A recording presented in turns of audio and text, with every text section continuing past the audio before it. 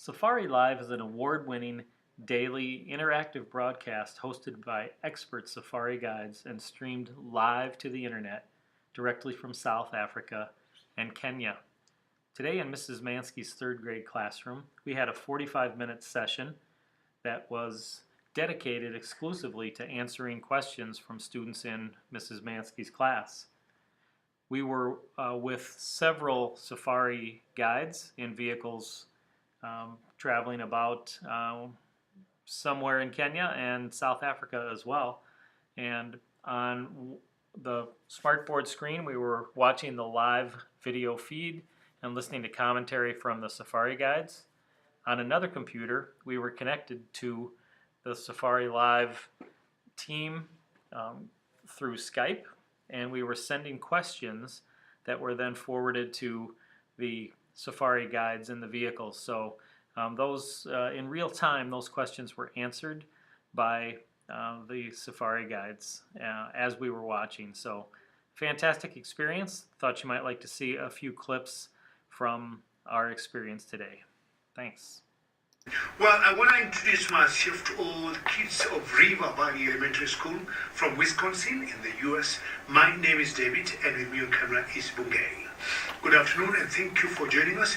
And we only request you one thing, through your teachers, if you can, ask us questions. Any comments you may want to throw to us, please go ahead and do it. And you can do that through your teachers, because what we do is a very interactive drive. If you look, Bungay is just going to pan out a little bit, and what you're going to see now, boys and girls, is nothing but darkness. The reason being, we are in Kenya, and Kenya is a country ahead of South Africa by about 1 hour. So the grass you see there's no grass or vegetation that looks like that. It looks like that because it's already dark and it's in black and white. Otherwise, we are using what we call infrared, and infrared is a very special type of light where you can see animals without influencing their behavior. So the animals don't see that light, but when we shine the infrared to them, the animals will not even have an idea we are that close. That's why you see it's already dark here, and once we'll take you to another country called South Africa, you see most likely they'll still be in color or in their natural light. Now Dylan, you want to know if people feed these animals or if they hunt for themselves. We want to see more of the These screen. animals hunt for themselves, so nobody here feeds them. They have to do the hunting themselves. They have to catch their food.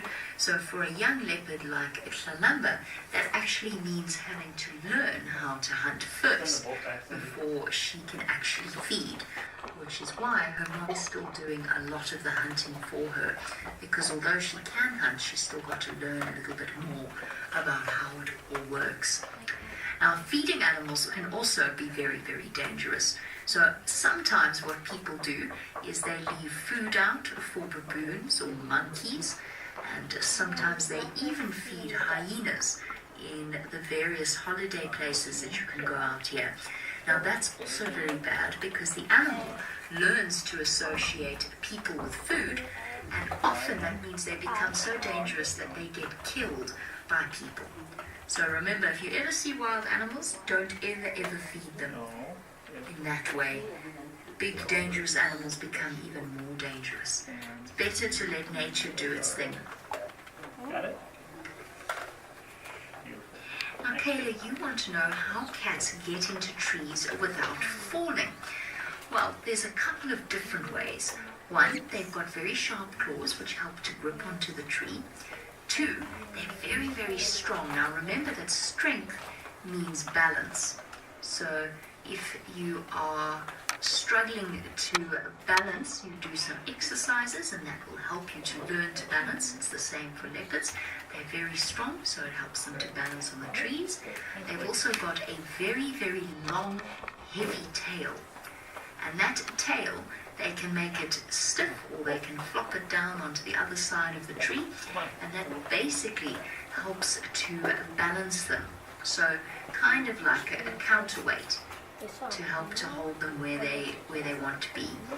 So all of those things, and very sort of strong but flexible joints, makes the leopard perfectly equipped for climbing. and they really are of all the big cats that we see out here, the big ones. They probably are they definitely are the best at climbing trees, which Tlalamba's decided to demonstrate by going down the tree. The leftovers of an impala. Unfortunately, they grabbed the impala, and with wild dogs, they don't eat like a leopard does. They eat in a very different way. Now, I'm going to just try and move a little bit so we can kind of see them. I'm just going to go back slightly. They will eat little bits and chunks and try and kind of grab little pieces, and everyone will eat as fast as possible because they don't have the luxury of being able to put it up in a tree like the leopards do. And so what they've got to do is they've got to eat very, very quickly before things like hyenas come around and try and chase them off and steal their food. So they quickly eat as fast as they can, and then they move off. Now, full, you can see their tummies fill up, so kind of full already. Brooklyn, the tip of their tail is white because of the fact that that is a following mechanism. Right, so what you'll see is many of the animals out here will have some sort of marking on their tail or their bum that will be easily seen by others. And so what you'll find is something like, let's say, these guys with white tips, lions have a black tip to their tail, and that's so that they are able to see one another when they're running ahead, and it allows them to stay together in a group. It also allows them to see a safe passage. Now they've finished their meal and now they're going to trot on, so they might carry on hunting or they might go for water. Now often after they've eaten, it's time to go and have a little drink, and there's a pan that's actually not too far away, so we're going to try and catch up with them and see where they go. The problem with wild dogs is they move so fast, it can be really tricky to keep up with the wild dog. They tend to run a lot faster than people think, and so it can be really hard if they do decide to run. So we'll have to just kind of try and stay with them as much as possible. So we're going to just try and sneak through here. So Liliana, wild dogs are... Lioness that I was talking about, because I'm coming very close to her. Let me see, let's stop here.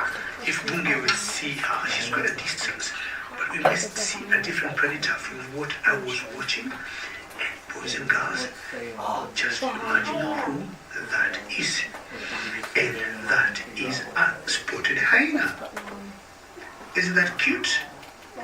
So leopards are types of predators, and hyenas also are types of predators. And apparently both of them get busy at the same time, say at night when it cools off. And right behind that hyena there, she got a den. You see that little like mound, and there's a little like a hole? That is her burrow. That is where she lives. And of course, you know, hyenas look brown, a bit of creamish, a bit of brown, you know, spots on their bodies. But again, because I told you we are in black and white, or we're using infrared, so we can put the artificial light, the light to the hyena, but the hyena cannot see that kind of light. It's a very special light that we use. You see how her eyes are glaring? So she's maybe thinking whether she's going to come out and go and feed. We got 3 types of hyenas in Africa, and this particular one is called the spotted hyena. Remember, boys and girls, if you have any questions or comments as you've been doing, send them through your teachers because they give us a lot of joy. Hyenas go in groups that we call clans. So if you see 1, 2, 3, you can say a clan of hyenas. Something very special about hyenas, in every group or in every clan, they're led by one female. So a female is always the boss of the hyenas. It's not the boys. So the girls here are in charge. And in every clan or in every group, there'll be one particular girl or one particular female that will be in charge of the rest. Isabella, I'll be confirming to you how long hyenas sleep for.